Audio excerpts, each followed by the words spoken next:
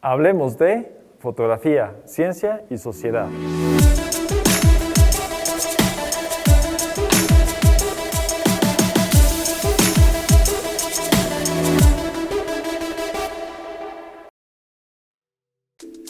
Operación Esfera Roja.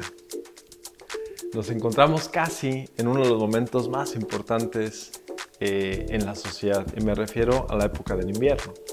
Pero, ¿qué es lo que ocurre en estos momentos para la gente, para todos aquellos que nos encontramos en el hemisferio norte, por cierto, porque en el sur pues no es invierno, resulta que ahí es verano?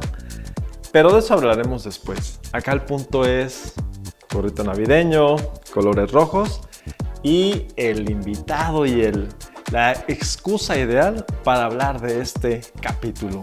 Y me refiero a las esferas.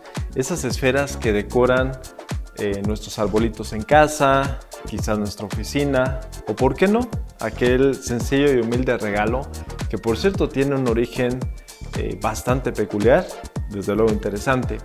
Y no se diga a nivel matemático, geométrico, porque las esferas resulta que tienen una propiedad muy especial que las ha hecho de alguna manera ser parte de los sistemas biológicos a un grado en el cual podemos no solamente comprender la cuestión macroscópica como los astros, sino hasta los microorganismos, hablando específicamente de los cocos, que son pues bacterias. Pero bueno, este bello capítulo tiene también como imagen esta colección de esferas. Esta imagen fue tomada en el Museo de la Esfera, único por cierto, en Tlalpujahua, en nuestro bello estado de Michoacán.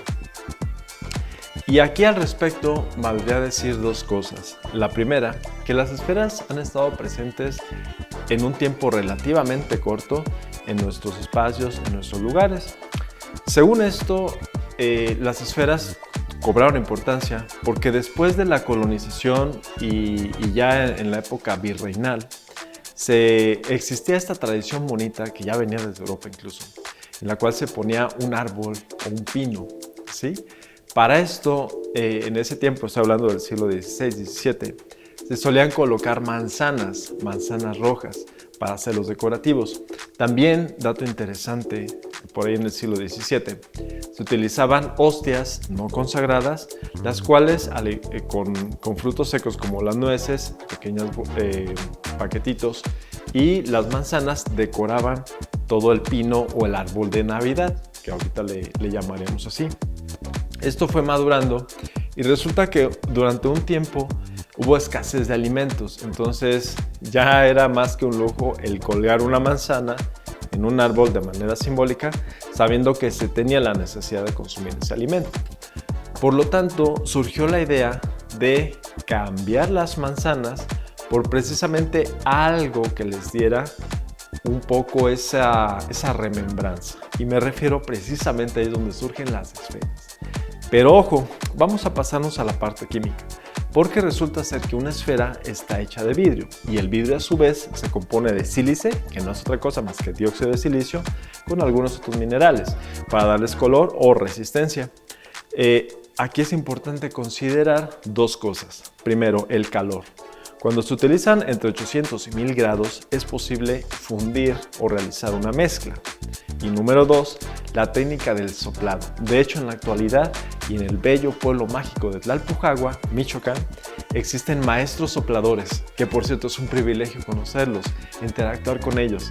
No solo por la pericia que tienen, que anticipo, en el siguiente capítulo vamos a traer aquí esferas reales sopladas allá para practicar esa técnica.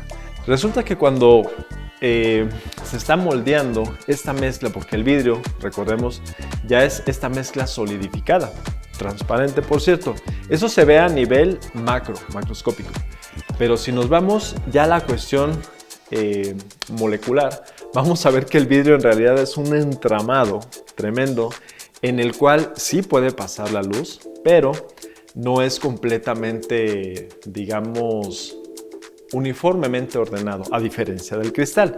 Porque hay una diferencia importante.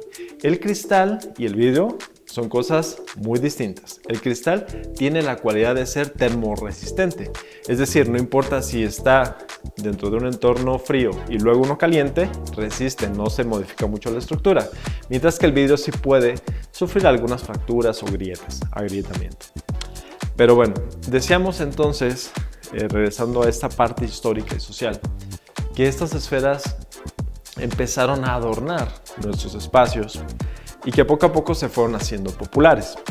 Ahora, como pueden ver, y les platicaba, lo que le da ese sentido, digamos, tan peculiar, es que la técnica de soplado tiene que combinar movimiento, pero también presión, porque es un sistema que es semiabierto. Es decir, por una parte está cerrada la estructura, pero aquí, por esta zona, es donde entra el aire.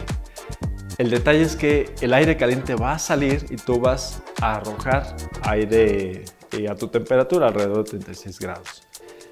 Como podemos ver, esta forma esférica, si la vemos en 2 dimensiones, es un círculo. Pero aquí viene lo interesante. Resulta de ser de que cuando tú quieres sacar el volumen de una esfera, necesitas una sencilla ecuación. 4/3 por pi por volumen, o en este caso radio al cubo, y te da el volumen. En otras palabras, ¿qué tanto le cabe a esta esfera? Llámese aire, agua o lo que gustes. Pero en los sistemas vivos, esto lo podemos ver precisamente en las bacterias, porque los cocos tienen esta forma esférica.